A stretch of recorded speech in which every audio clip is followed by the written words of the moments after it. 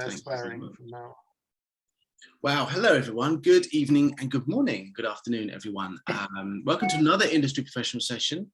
I am so very pleased for this particular session. It's with the wonderful Terry Berland from Berland Casting in Los Angeles. Terry, you were with us before last year. I think some of you may have been on that call as well. And I know, Daniel, you also have a bunch of questions. But before we get to that, Terry, would you like to have a brief kind of, who are you, what do you do, how long have you been doing it type introduction? I am a casting director. I'm known for casting commercials and voiceover, which includes commercials and animation. I do some independent films, but I'm really, my expertise is in the on-camera and voiceover commercial field. And I'm located in Los Angeles now. My background, I've been doing it forever. Right after I got out of school, I was living in New York City and started out as an assistant at a very large ad agency and worked my way up to being head of casting at BBDO, which at the time was the third largest in the world. And at that time, you just couldn't hang up a shield and say you're a casting director, or have a friend, throw you a casting job and say, oh, I'm a casting director. It was actually a job where you had to be promoted. And guess what? We didn't even have computers then, or emails, obviously. So I've rolled with the punches, rode the wave all these years, and still thriving. And I'm happy to share any insights that I have to help you along your way, so you feel more connected to the casting process. That would be so useful. I know as actors, there's often this sense of just gleaning like an extra bit of information, regarding casting, regarding bookings, all this kind of thing. So I bet everyone's going to find this really useful, myself included. Daniel, you said you had a few. Well, should we go around the room at the beginning of the session, just so everyone can give a very brief, my name is, this is where I'm based, and this is one interesting thing about me, and this is my agent is, and this is one interesting thing about I like that. It makes me feel more connected to us today. Okay. I like that. So, I'm Daniel Dresner. I'm represented by the wonderful Danny Clifton at Union Management. And an interesting thing about me is that I'm going to be 60 in February, which is interesting in many ways. That's me. So next on my list, on my thing, is Zach. Hello, Terry. My interesting thing is that I'm not Daniel Dresner, which would be infinitely more appetizing. Tried very hard, but you can try very hard as I might. I'm Zach. I'm based in LA. I live in downtown. My commercial agent is Peter Kalanteris, so PKA or love Peter. Love Peter. So I've been with them for a while, and interesting fact about me is I've officially now cut off pieces of 3 different fingers on my left hand thanks to an accident the other night. So what happened? It was an orange peeler that it stuck, and then when I did that, it caught. So super glue has kept my fingers intact. I just glued them back on, and that's as much as you want to know about that. All right, swiftly moving on. Yes, let's move on. Janet. Hi, Terry. I heard so much about you. I was in LA for 3 months just now, and your name kept cropping up. So really? I actually wrote you a somebody had told me to get in touch with you about Nick Mana, about the voiceover that you were doing. Who was working with you. Oh, and it was sold out, right? Yeah, and I think I wrote a message, and eventually I got in touch with him anyways. She's Okay. frozen. She go all the way back from LA to Shoreditch in London, and she freezes here. Yeah. We'll come back to Janet. Jeremy. Good evening. My name's Jeremy Vinogradov, and I hail originally from Australia, but I've been living in the UK for 25 years and come from a career in opera singing to acting. And that is me. I am self-represented currently. Thank you. I really want to hear you Welcome. sing, Jeremy. Sorry, I said, I really want to hear you sing now. you ain't gonna get it. Not now. Please. I'll keep you waiting. Well, opera takes acting for sure. It does. You have It to does. really connect. I realized after some time in the transition that having thought that I, perhaps didn't bring so much with me, and I realized I bring a whole heap, a Yeah, whole heap, yeah. So I'm pleased for that. Very pleased for that. I'm sorry, I didn't turn my beeps, my buzzers off. You're gonna hear dings, my dings. Ding. I will try to do that as you're introducing yourselves. Okay. I'm going to move over to Tammy. Hi, Terry. Hi, everybody. Originally American. I came to London in 2020 via France. And I've been acting since the age of 7, doing a lot of things, but I specialize in voice work. And the interesting thing about me is I'm the voice of Louise Hay for Hay House Publications. And you Oh, can, yeah. I love that because it's all about healing. I'm also a shamanic therapist and a master energy healer. So it goes really well with me. yeah, I would say so. I'm not turning the dings off because then I'm not listening to you, so.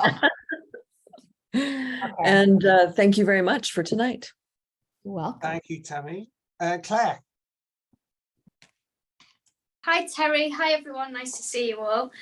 I'm Claire Burrows, currently self-represented, but will be getting an agent on my headshots very shortly. I used to be a dancer and I'm redirecting my focus towards acting and loving it.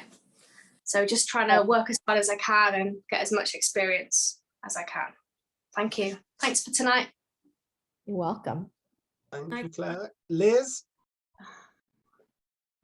Muted. Oh, Hi, Terry. Yeah, so I'm Liz Mann. I'm based just outside London in Guildford. And yeah, I do have an agent, but I am thinking I need to be changing. And I guess the interesting thing about me could be that I'm recording some meditations for a relaxation app that's going to be launched soon. And I do reflexology. So yeah, that's me. Well, you and Tammy should get together. Oh, that we just did Danny's self-tape course together, which was Okay. absolutely wonderful. And I still need to do your thing, Danny, a video for you to promote it. But yeah, and we met then, and I thought, oh, how lovely! That's really nice. So yeah, thank you for doing this tonight. You're welcome. Indy. Hi, Terry. Thank you for today. Really appreciate it. Yeah, my name's Indy. I'm actually new to the acting industry. So I'm just finding my feet where I'm going to put my coat or on the hanger, as they say. But yeah, interesting fact about me, I actually wrote, produced and directed a short film called Denial, and it went off into the film festivals. So getting some really great feedback, and currently just in situ of working on another project. And so yeah, we'll see where we go. Great attitude. Lovely. Georgie. Hello, Georgie. Hello, I'm so sorry I'm late. I couldn't find the login details. Hi, I'm Georgie. Nice to meet you. I am represented by Dub International, which is exciting, as they're my new agent. And an interesting fact about me, location, I am just outside of London. I'm in a place called Stevenage. And interesting fact about me is I've just had my 4th radio play produced. Nice. Yeah. I'm writing, which is why I keep looking away, by the way. Very nice. So Georgie, Terry does a voiceover casting as well. So what was the job you did last week? Amazing. Yeah, it's a production called Souls. It was a German production, which we dubbed into English. It's for Sky TV. So yeah, I was playing a part of Matilda. So yeah, it was great. It was my first dubbing, but I've done quite a lot of voiceover bits and bobs. But yeah, it was great. Really great experience. Loved it. Thank you. No worries. Nice to meet you. Or as it might say, Bernard. I'm Bernard O'Sullivan. Hello, Terry. I live in London, have done all my life, long life. I come to acting from a long career as a trial lawyer, which may be an interesting fact, but at any rate, it's a fact. And earlier this year, I had the great joy of being heard on Radio 4 for the first time in my life, playing various roles, including an English army chaplain and Victor Hugo, the French writer. So that was enormous fun. Nice. That's about it. Nice. Bernard is I'm represented by Danny Clifton and his team too. Yes. Are those real books behind you, or is that a? They're all real. I didn't buy them by the yard either. And I've thrown a lot away. So that's what I've got remaining. Yeah. Wait, you didn't throw books away. I'm sure you gave them away. They went Donated them. What you call thrift shops, largely. Yes. No, none found their way into the refuse. Some had been read. My one particularly, of course. Many times. Yeah, Still trying to make sense of it. Thank you very much. Yes, well, maybe if you did, then your career would be further on, Bernard. But let's move on. Touche. Zaf, who is actually Francisca. Hello, you're on. Yeah, hi. Zaf is actually my daughter's name. Hi, Terry. Thank you so much for being here tonight. My name is Franziska Steiner. I'm half Swiss German, half West African French, and I grew up in Africa, Switzerland, and London. I started actually acting the best way to learn English very quick, and I just loved it. I graduated from drama school in 2004, tried for a couple of years, and then got pregnant and did interior design. So I've been back into acting since I think February. Really want to fully go to it, but in the meantime, I've still done some stuff, and I really missed it. And I just joined a local theatre. And it was really good after 5 years to be on stage again on Sunday. I really love it. And just being there and being confident. Yeah, that's it. You can change your name on just go to 3 dots. And if you can put your first name on, that would help. Thank you. Yeah, I would definitely. I think my daughter actually, my name was there before, but I think she kind of changed. She loves to have my now for this. Okay, cool. We'll do. Stephanie said her camera is kaput. Oh. Welcome anyway, Stephanie. Sorry. Bummer. Oh, can we hear you? We can't hear you either. Stephanie, no. Okay. So that's us, Terry, and that's you as well. Should I want to ask a question from you. If anyone has questions, please feel free to stick your hand up and join in. But you mentioned before about, rolling with the punches over the years. And I was interested, on your website, you say that your teaching evolves with current trends. And I was just wondering, because the industry changes a lot recently, what have you seen shifting in a last period of time? What should we be aware of? Well, for quite a number of years, the roles in commercials became more raw and real. How people, their point of view, attitudes, and looks. And it's extremely so now. So I'd say that's, and so my teaching has evolved to an exciting point of, it's not about the words that you're saying. Who are you saying these words? Like how, what you have to do when you guys are to be successful in a commercial is kind of, you have to be someone in particular saying these words. So yeah, there are rules, you know, you have to follow, like, you know, am I frustrated? Am I really bright? Am I positive? All those hints that they're giving you or direction they're giving you. But the main thing is, who are you saying these words? So, and it's a real shift. And that's when you become really, really successful.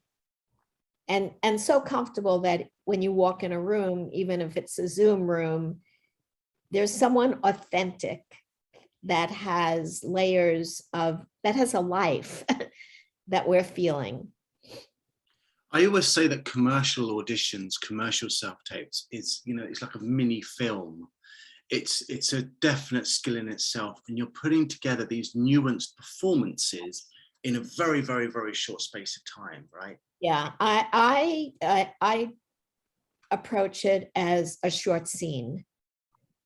Everything that you would put into a short scene, even if it's just 4 words you have in a film, you have to know who you are, what time of day it is, what your attitudes are.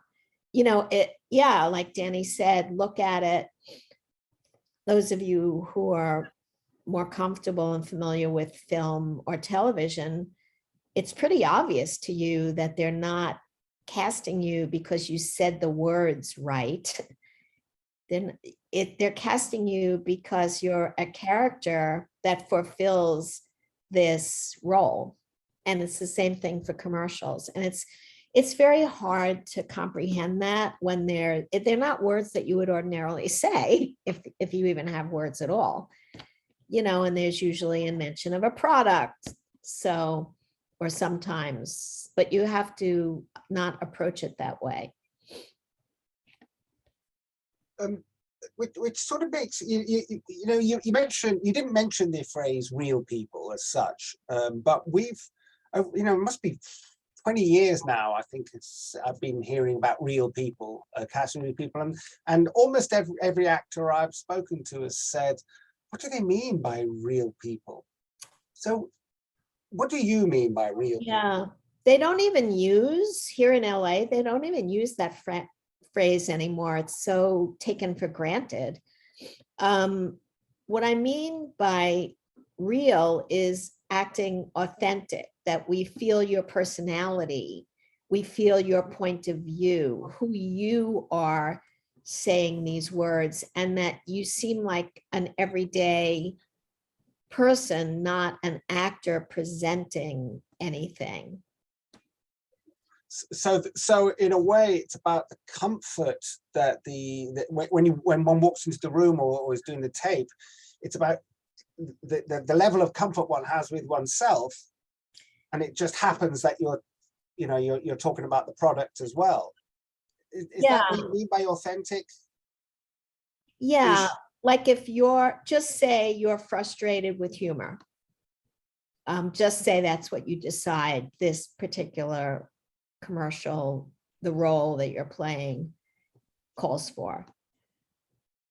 So you have to kind of not do the words frustrated with humor, because that's acting, that's a performance, but you have to authentically be, and you're all different. How would you be frustrated with humor? So it's kind of just taking steps and standing in a different position. Yeah. Yeah, and what I get, what you're saying as well, is how each one of us on this Zoom call would do frustrated with humor totally different. And it's not a case of what, we're asking you how you want us to do it. You want us to do what we would do. Yeah, I mean, it's like a film. Would you go into a film audition and or prepare for a film audition? Hopefully not, and say, how would they want me to do this? No, you have to make choices as an actor. And then they see, or the casting director sees, oh yeah, that works. That's interesting. And if you could see what we see, we could have 50 people all doing it great, but just a little different. Yeah. I think there's a fear, Terry, that people are afraid that they're going to make the wrong choice. You have to make a choice, and you can't be neutral. You have to play in the right ballpark, but you can't be neutral. And I'll tell you a little story. I have a friend who coaches celebrities. Now, she doesn't coach them to learn how to act. I mean celebrities, like the highest celebrity you could think of, grossing celebrities you can think of. And when they're in a film, or when they're, or not that high, someone who, for instance, has a TV presence. This particular story is about someone who has a TV presence and was going for a role for a new TV series. So they come to acting coaches such as her, not to learn how to act, but what should my approach be? How do I approach this? What should my choices be? And my friend made a very bold choice for this person. And we were having dinner that night, and she said to me, I'm really nervous. Like, I know this was a bold choice. I told her to do it this way. She helps them self-tape. And I'm nervous that maybe I didn't make the right choice, but it was the only choice I felt that was right. So I'm just telling you this story because no one really knows, because there isn't one right choice. Yeah. And I think it's it's interesting, because even when you get to the levels of experience that you're talking about, there's still some doubt as to whether was I right or wrong, or a bit of right or a bit of wrong. Yeah, I think though you can leave all that behind when you really know how to approach a script, whether it be film or commercial, and know what the scene is all about, know what it's calling for in the character, and then be that character and focus in on that. And you're just like working in a zone that you created. And if you're really truly in that creation zone, you won't be worried about what do they want. They don't know what they want. They don't know what they want. Which doesn't mean that they're confused or stupid or not knowledgeable. I can see Jeremy. Sorry. Can I just ask you then? Oh wait, can I just add something before I forget? So I was casting a lot of short films, and here's the thing: at the end of the day, almost every time we cast, for the main character and a supporting character, at the end of the casting day, I would have a long discussion with the director, and he loved like 3 people for the main character and 3 people for the supporting character. And they all had different nuances, and they were all great. But he had to decide which feel does he want from this film. So if the supporting character has this feel, the film in relationship to the main character, the film goes this way. This other person had this kind of feel, which was great, but the film's going to go this way. And then the third one, which way did he want the film to go? Okay. Jeremy, I'm sorry. Yes. No problem. I'm just curious then, you as you say, you make a choice. You can and you respect people that present to you that make a choice. And does that mean also that you can see if it's the wrong choice for how you for whatever it is that you're cast, is that an opening for you to say sometimes, hey, have you thought about doing it differently? But that's shown initiative, so you Yeah. can. Well, here I happen to love now first tapings, first self-tapings. Yeah. It feels now uncivilized to have for commercials. We used to have sometimes 175 people in one day if there was lots of roles and different ethnicities and different age ranges. And we would, put you four at a time, queue you up outside the room, get you ready to go in, get you in the room, have you do your thing quickly but efficiently, come out of the room, bring the next four people in. It doesn't feel civilized anymore. So I don't like that anymore. And I don't think it's for commercials ever going to go back to mainly first calls being coming in person. But having said that, the advantage is it's so easy for the session director say, no, change it a little bit this way. Like you're not quite positive enough. And you change it during a quick rehearsal period, and that's how you're filmed. And you don't have that anymore. Mm-hmm. So you kind of have to, I mentioned the ballpark that you're playing in. You have to be in the right ballpark. If the person is supposed to have a little humor to the situation, but your first audition does not have a little humorous skew to the way you look at life, just say, and you feel like it's a big, heavy problem. No, you're going to be put aside, and the ones who made the right choice are going to go to the next level. So it's an issue. Zach, did you put your hand up there? Yeah, I did. Terry, I'm kind of curious in the dynamic of with uploading self-tapes, right? We do different clips, right? So, if they want a variation, we'll do a second one. Right. Usually that second one will be very bold. It will just be a very different, very interesting choice. Do you prefer, because time is limited, right? Like, I'll be realistic. You see the first one, you're like, I'm not going to bother looking at the second one. Like it's not the look, it's not whatever. Do you prefer a more traditional interest, who you are in the first take and something different on the second? Or do you like seeing the like come out of the box swinging on the first one? I'm just curious. There's probably preference, but they should both be who you are, by the way. Agreed. And I would say, and the first one, even though it's not as big as the second one, should not be neutral. And the only time you can really make such a difference in the two reads is if it's a bigger kind of situation, which is usually comedy. Otherwise, it's very nuanced.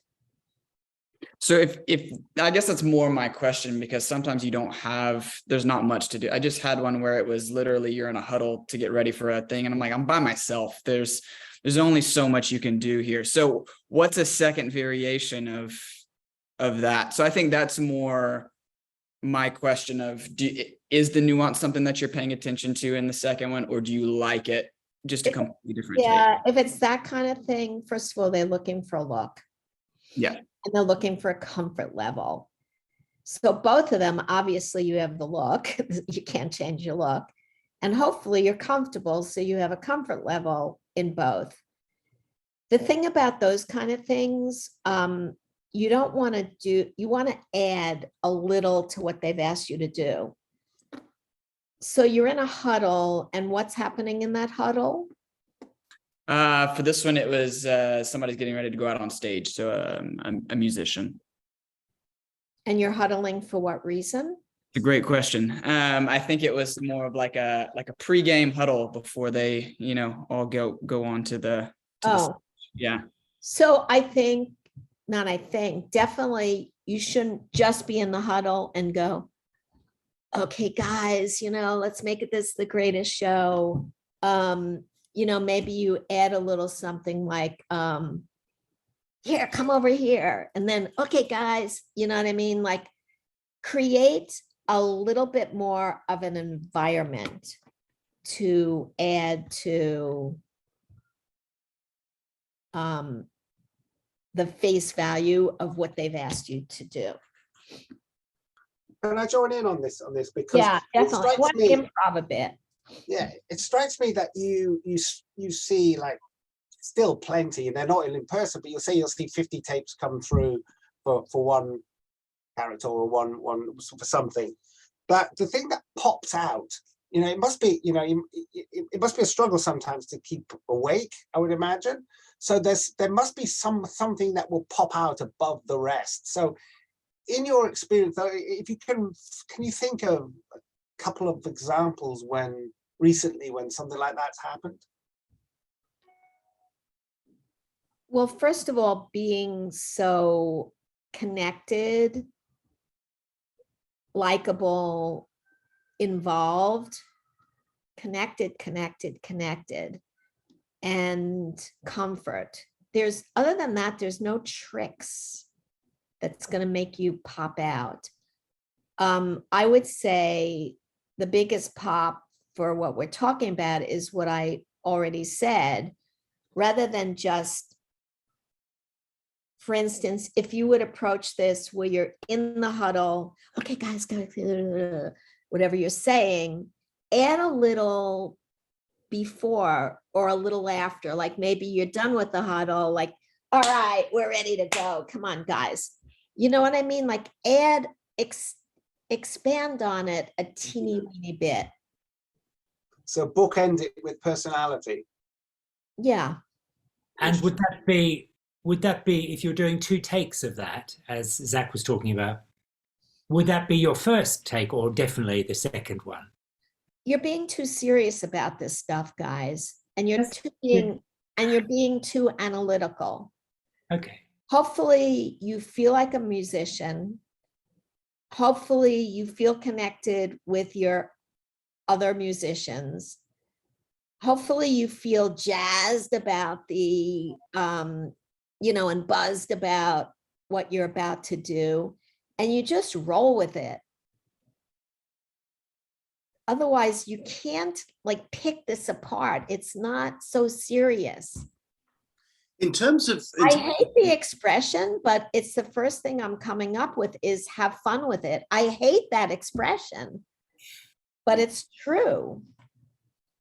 I was going to talk to you a little bit, Terry, about the notice as well, like in terms of casting notices that,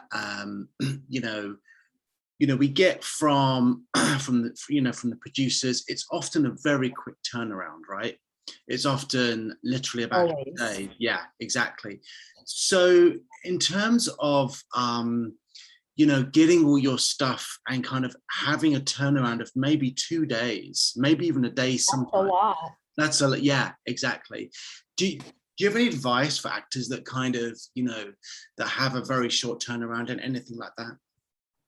I do, because actually once on Clubhouse, I was listening to a group talking, and they were very advanced actors, and they were talking about the problem they have because they get so many auditions that are very important, and they have to start making a choice, like which ones they're gonna not do, because they can't. There's just, there are pockets of times that you have a lot, and of course pockets of times that you have nothing, and you're wondering, am I still a working actor?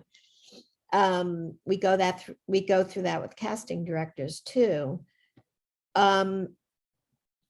In my classes, the actors have shared that there's an app.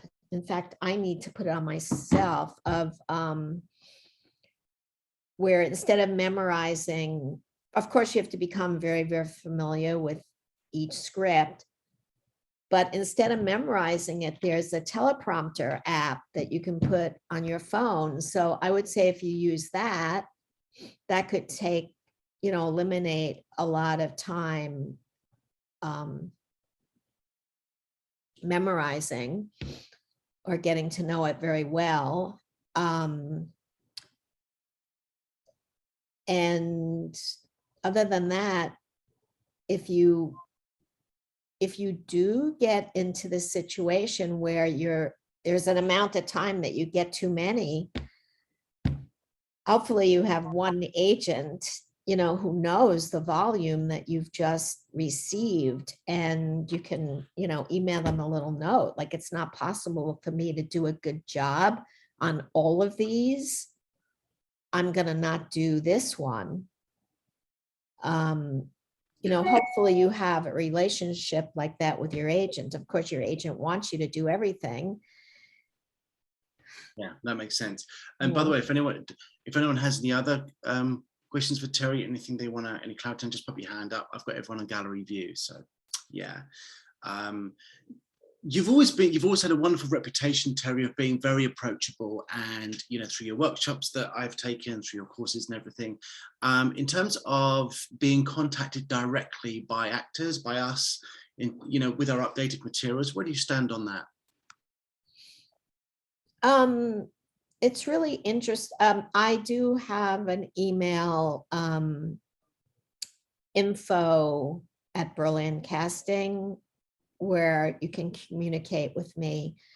And it wouldn't be possible for me to answer you. And I would start feeling that you're very needy if I heard from you too much. Actors seem to know that and sense that, because I don't get a lot of marketing. I certainly get things when they're in a show, when they've just booked something. Also, I have an Instagram. I have Instagram, Twitter, and Facebook. I see a lot on my Instagram. And so certainly when you're doing anything, and it's Berland Casting is the Instagram, not Terry Berland. So you can follow me on that, and then I can see stuff that you're doing. And I really become familiar with actors that way. So I hope that answered that. Daniel, do you have anything else? I've got loads. Which I want to go back a little bit, about 10 minutes, 15 minutes ago. I wrote down a question. We were talking about the casting scenario coming in and doing your bit and leaving. And it made me think about the difference between castings for commercials and other media, and or mediums, whatever. And I was thinking, it made me think about the product, how the product is, how much of a product, how much of a character within the setup is the product? Because clearly it's the most important one. But so can you talk to that at all? Yeah, well, you can sound silly. So there are ways, for instance, if you're holding a product, just say, I'm holding this. You want to hold it. You don't want to hold it in a silly way, like putting it near your face is silly. Out like that is silly. The best thing is to just, for instance, lightly have your arm next to your body, hold it comfortably, and then every once in a while, if you glance at it as you're saying the copy, whoa, without a silly way, it showcases the product and it makes you look brilliant because you're not stiff anymore. You've looked at it. So that's one way to handle a product, how you hold it, if you look at it to acknowledge it. It would be like if you're standing next to another actor and you or you're in a scene with another actor and you never at any point glanced over at the actor, there's no relationship. So you want to create a relationship between you and the product. And then the copy should make it pretty clear whether it's just a mention or this is old fashioned, holding it up like this, never looking at it. It's just not done anymore. Nice. Dan. No, I was just going to say what's coming across for me, Terry, and I've kind of know this anyway, but it's a really good reminder. You talked about relationship, you talked about connection, and this is like, as you said, it's such a series of mini small scenes, sort of commercial, a voice audition, anything like this. And it's just having that relationship between, for example, two people or someone and an object, but just having that connection as well. So it's really important for us, to remember that. Even in voiceover, when they mention the name of the product, like, how do you highlight that? Like, it wouldn't be right to punch it out or punch it up, but you just sort of lilt it, and then there are transitions in voiceover. And so it is something to reckon with, whether it be on camera or commercials. And, you shouldn't be doing the on camera like it's the finished product. This is an audition, and auditions are definitely different than how they shoot it. Just the fact that on camera for commercial, the camera and how we look into it is a relationship, but certainly when it's the commercial shot, you're not looking directly into that camera. They have different cameras at different angles capturing you. So it is very different. So I would say that's another hint for you, or another nugget. Don't audition like it's the final production. Because in the final production, they'll have maybe cut-ins of the product, and that's how they sell the product. So, and then unless it's one spokesman talking about this product, that's different. Yeah. So something just popped up because I know you do. You said you do voiceovers as well. And it seems to be that the audition process is different with voiceover than with on-camera commercials, obviously. But my question is about the experience of the actor. So, because I know a lot of people on this call now do voiceovers, myself included. I've got a little setup here, all the rest of it. But what I've learned over the years is that when you think, oh, I can do voiceovers, and you do it. Yeah. And I'm just, in your experience, the differences between somebody who's just picked up and done it for the first time and somebody who's been doing it a while. I'm not sure it's an easy question, to be honest, but I still want to know. You mean, can we tell the difference? Yeah, and how? Oh, yes, we can tell the difference, and it's a comfort level. When I teach voiceovers, you learn the basic foundation, then you learn and the technique, and then you start. The end result is that you want to step up to that mic beyond technique. You want to embrace it. So, like, I've developed a branding process where, and I'm in charge when we teach, I teach with someone else, and I do the branding part of it. And it's a process. And the main goal, and we always hit the goal, is that you want to step up to the mic beyond technique. You want to embrace your read. the way that I look at voiceover, the way that I've interpreted, and I can put it in my own words, is the client, the people who are producing this, there's an emotional message to this spot.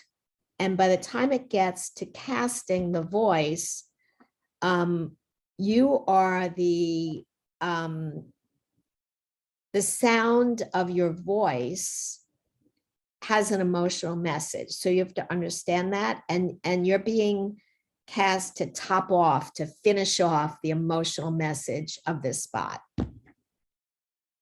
So, yeah, it's a comfort level. You can just feel it. You can smell it. You just know it. Yeah. You know, and also my kids, we play at home, we play this game, would you rather, would you rather have this or this? And it sometimes gets ridiculous and all the rest of it. But I'm going to play that slightly with you now.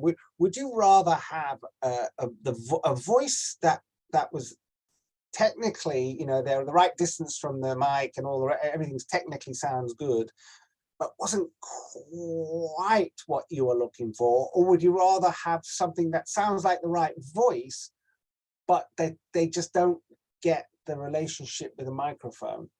Well, that's interesting, because one of the things that I teach is that your microphone, like if this is the mic, there is a relationship with the mic, whether you work towards it, whether you work into it, or whether you work beyond it.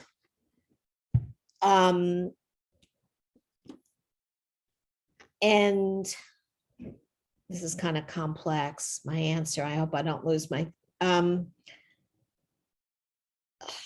whether you need to hand in an audition that sounds good, and that's not hard to get, by the way, the right mic for not a lot of money and the right soundproofing.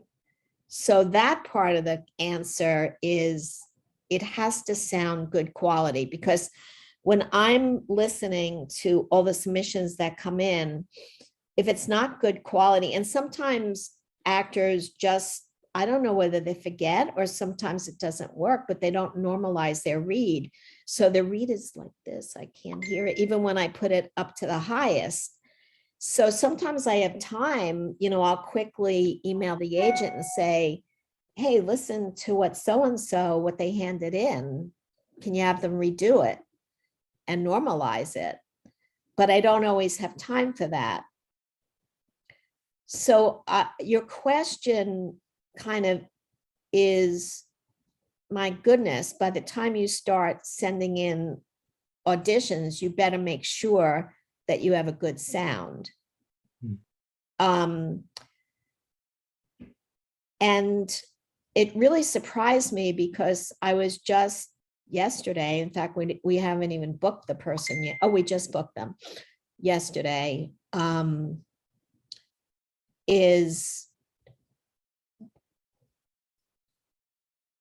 Usually there aren't callbacks for voiceovers. In this one, there was a self callback. They gave the actors, 3 actors, longer scripts than the first one to do. And then they had these 3 people, and I had to prepare a folder and send them the new reads. And then it really surprised me, because the producer emailed me back and said the quality of the callback of this one person with the longer script wasn't quite sharp enough. Can I please redo the folder presentation, take out the new one and put in the original one that was the shorter one, because the quality was better? And that surprised me, actually. And it was so, she sent me 2 takes of the callback. One was the original, and then an edited one. The original, I don't know what she did. It was a horrible quality. And I guess technically she cleaned it up. So of course I sent the better quality, and I thought it sounded good, but the clients heard through that, my clients, And they said, the quality is not that good. And I thought that was fascinating, that, oh my God, like their quality here is mattering to them. It's why? Yeah, that's an interesting one as well, because I know, again, having done quite a lot of commercials, that we are always being directed by 20 people on a set, sometimes with the agency, the client, everybody, and everybody's got to say something. And it's really, the worst thing you can ask is, why are they saying that? You just got to just roll with it and say that brings up a very interesting point. And it really came out before COVID, when I would have people come to my audition studio in my office. And, I would have high 6-figure producing talent in. And I was one of the first casting directors to direct people as very, very real, being very, very real. Like, I don't get jobs, with announcers. They can just send that to the agents, and whatever they get, they get. And I would direct these, working actors to be more real. And so many times they say to me, but Terry, they're not going to end up that way. And I said, I know, but this is what they want from the audition. And so, Daniel, you're very right. The audition is different if you're being directed that way. And once you go into the studio, I would say 92% of the time, it's much more polished than what they wanted out of the audition, because of all that back and forth and input. And yeah. Does anybody have anything you want to check in with Terry about? Anything, any other points, any other clarity on anything? Jeremy, hi. Hi again.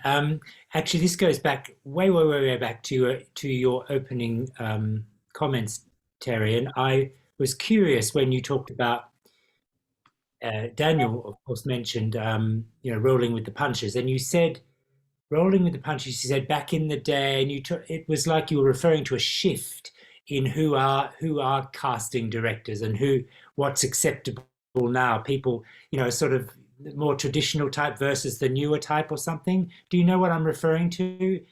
Yes, but I know what you're referring to, but what is your question? Oh, I'm sorry. I just wanted to expand what you are up against now with what's happened with casting directors. That you were commenting on there. Thank you for asking that, because you can never know until you work in a casting office the stresses that we're under and what we're up against. So as much as you're trying to get, known as actors, like, we have pressures from our clients.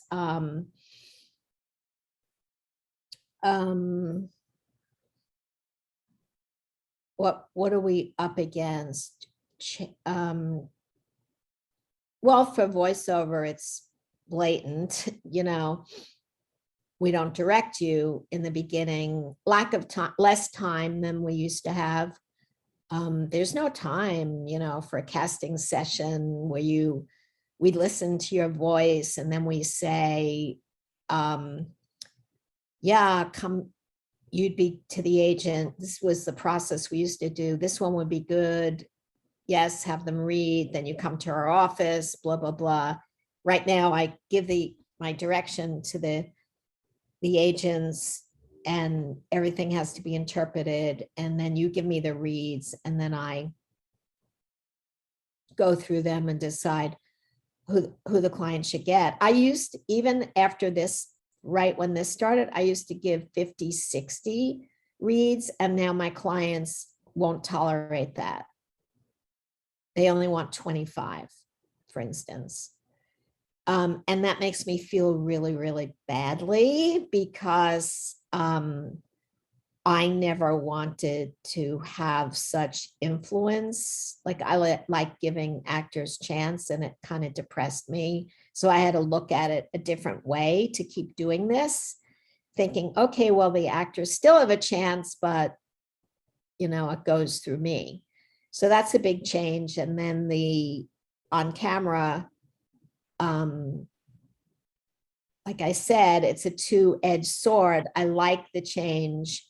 We used to be so nervous and anxious. Just imagine, we had to do the math for how many roles we could cast in one day, how many people in each role, in each ethnicity, give those appointments out. Each appointment was so precious.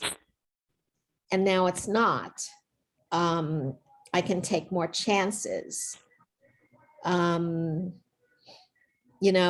as casting directors, we're under pressure because we have no dress rehearsals. We're given, they give us casting, which is why you get it so late at the very last minute. We have they show us their schedule. This is your prep time. This is when we need everything back. This is when we're going to give you the choices. This is when we want the callbacks. This is when the booking is. We have to come through for them. No question about it. If we don't, we're out. We're ousted. And finally, just to add on, Terry, I know that as much as actors audition for roles, also casting do as well. Like it's easy to forget that actors aren't the only person that have to audition. I want to add to that, Dan, because I think it's essential. I think it's really essential. I think it's essential as well that they recognize about agents as well. I know that agents put a lot of work into developing, developing their clients, but also, looking long term for clients' future. And it's the same thing with the casting directors, developing relationships with agents and with actors, and on the other side with producers and agencies and all the rest of it. And I think that the sooner that we all, or the easier that we all accept our roles in all of this, the easier it is, and that we know that let me see you as a human being, Terry, who's not the gatekeeper as such, who's got the staff and the shield and the uniform on. We're without you, without Danny, without you, without us, there's just a blank screen. I love ending on this note because we all have to be a team. Casting directors are nothing without good actors. So all you can do is be the best that you can do. I'm impressed that people are constantly in a theatrical acting class because, that way every week they're working on their craft, and that's work in itself. You are a working actor if you're taking classes. You are a working actor if you're auditioning. That is your work, to audition. And then you book here and there. But your work, what is your work as an actor? Your work is to, get auditions and audition. That's your everyday work. Mute. What a beautiful line to end on. What a beautiful line to end on. And especially as we run a school. Thank you so much, everyone, for watching. Thank you for taking part in your questions. Terry, thank you so much. It's been absolutely wonderful and informative. Really appreciate your time as well. Thank you for me. Thank you, everyone. Yeah. And Danny, I hope to see you in Atlanta. You will. Yes. Yeah. Okay. Bye, everyone. Bye, Terry. Thank you. Thank you. Bye. You're welcome. Bye.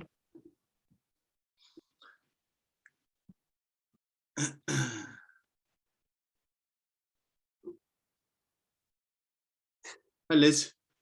Go on, leave. How can we talk about you if you're still there?